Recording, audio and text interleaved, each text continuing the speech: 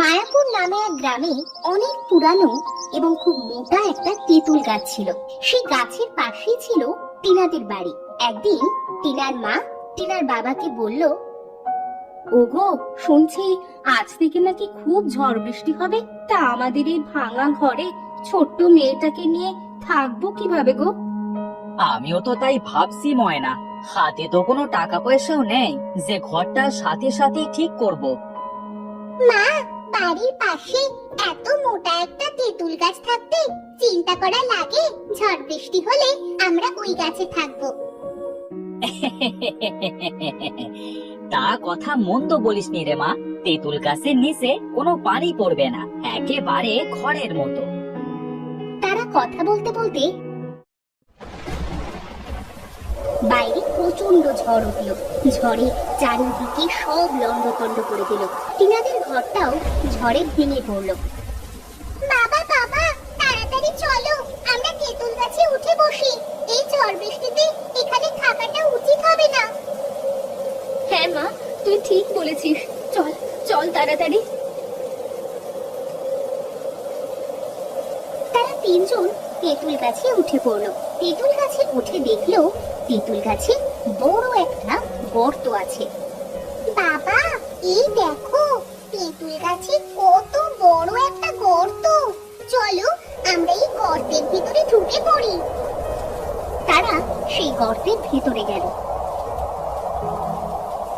সেখানে গিয়ে দেখলো তেঁতুল গাছের ভিতরে সুন্দর একটা বাড়ি। ওগো, ওগো শুনছো? আমি কি দেখছি গো? এখানে এত সুন্দর একটা ঘর বাড়ি আসলো কোথা থেকে গো? আরে আমিও তো তাই দেখছি। হ্যাঁ, এত ভেবে লাভ কি? আমাদের থাকবার একটা জায়গা তো হলো, তেঁতুল গাছের ভেতরে একটা বাড়ি তো পেলাম। সেদিন রাতে তারা ঘুমিয়ে পড়লো। হঠাৎ মাঝরাতে তারা শুনতে পেল তেঁতুল গাছের ডাল যেন কেউ জোরে জোরে বাড়ি দিচ্ছে। ময়না, বাইরে কি ঝড় এখনো থামলো না নাকি? মনে তো হচ্ছে গাছটা যেন উপড়ে যাবে। ওগো, এই গাছটা যদি সত্যি ঝড়ে উপড়ে যায় তাহলে আমরা থাকবো কোথায় গো? আমাদের যে নতুন করে আর ঘর বানানো সম্ভব নয়। ময়না, এত চিন্তা করো না, সকাল হলে দেখবে সব ঠিক হয়ে গেছে। আর আজ থেকে আমরা এখানেই থাকবো। এত সুন্দর বাড়ি থাকতে নতুন করে কেন বাড়ি বানাবো? এবার ঘুমিয়ে পড়ো তো।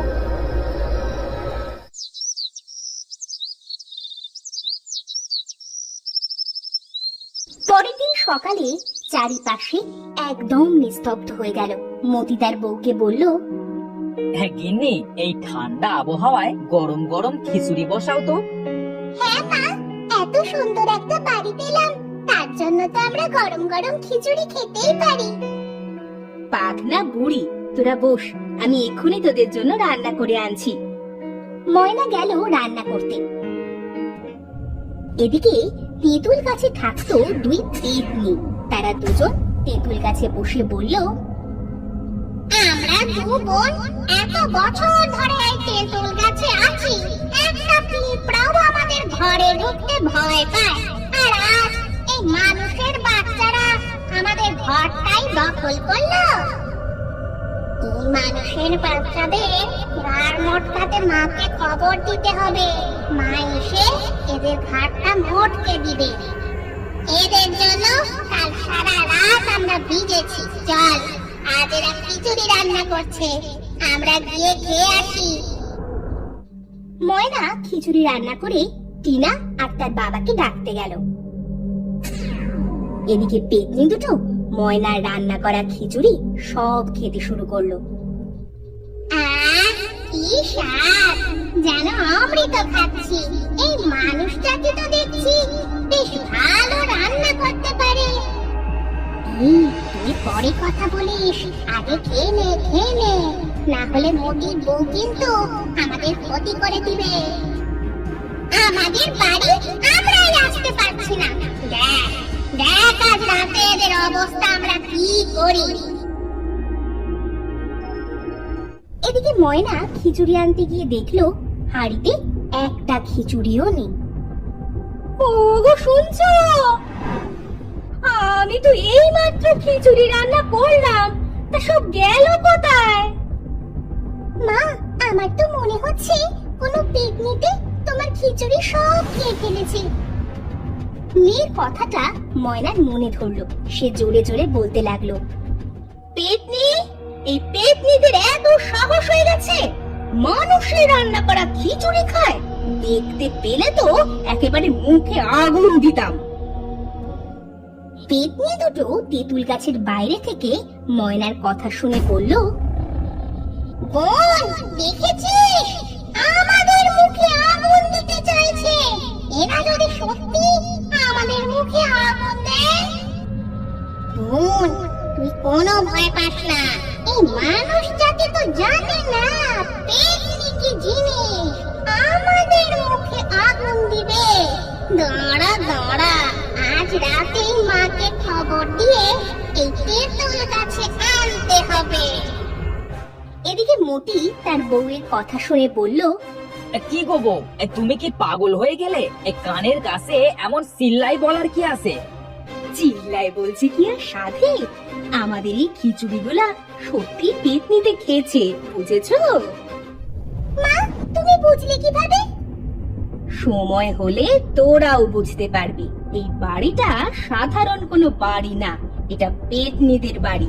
পেতনি যে কিভাবে তাড়াতে হয় তা আমারও জানা আছে। তুমি আবার পেতনিদের কি করবে? সেটা সময় হলেই দেখতে পাবে। তেঁতুল গাছে তো অনেক তেঁতুল হয়েছে। চলো আমরা তিনজন আজ তেঁতুল খেয়ে আসি। তারা তিনজন গেল তেঁতুল গাছে তেঁতুল খেতে।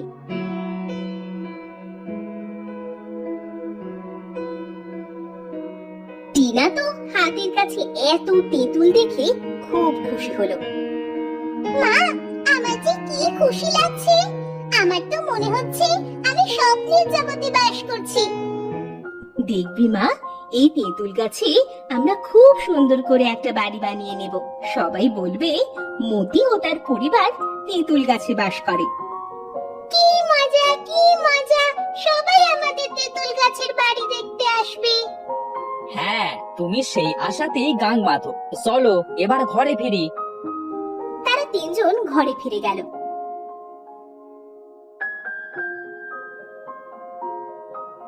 এদিকে ময়না বাড়ি ফিরে একটা ভাঁড়ে পেতনির মতো ছবি আঁকলো।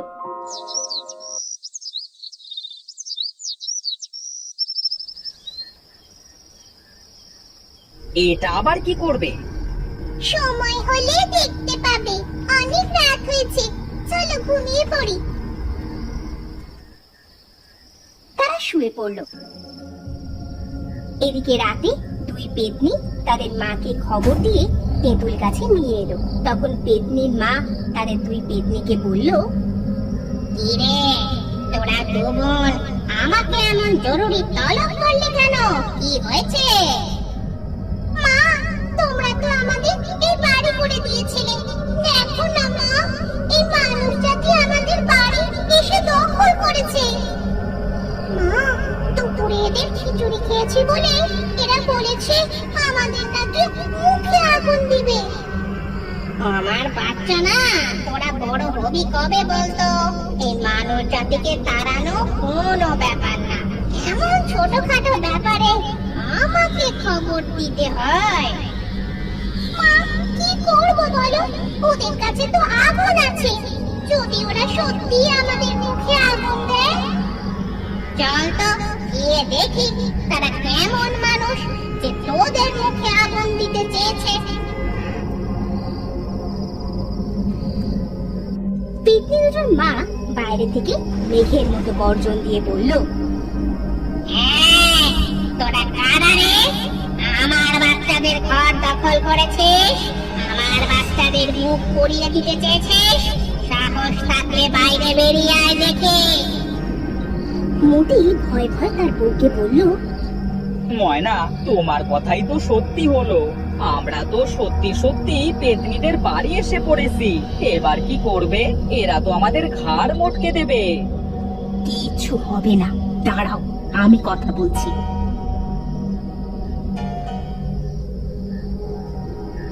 আজ আগে তো মুখ পুড়িয়ে দিতে চেয়েছিলাম, কিন্তু তোরা কি জানিস তোদের পেতনিদের ভেতর থেকে একটা পেতনিকে আমি ঘাড় মোটকে মাথাটা আমার কাছে রেখে দিয়েছি।